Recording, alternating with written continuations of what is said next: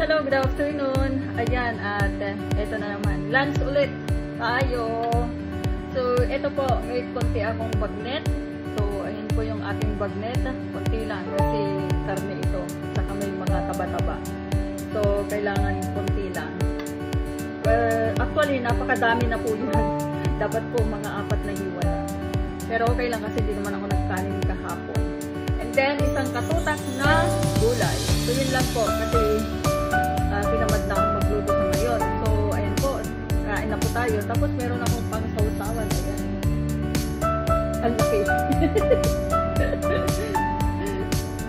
So, ayan po. Kain na po tayo. Ganito rin po ba kayo pag wala kayong amo? Nagkakamay na. So, yun lang po. Maraming salamat. At ako po ay kakain kasi nga nahiya ako na kakain na nakabidyo. So, yan lang po. Maraming salamat po. Bye-bye.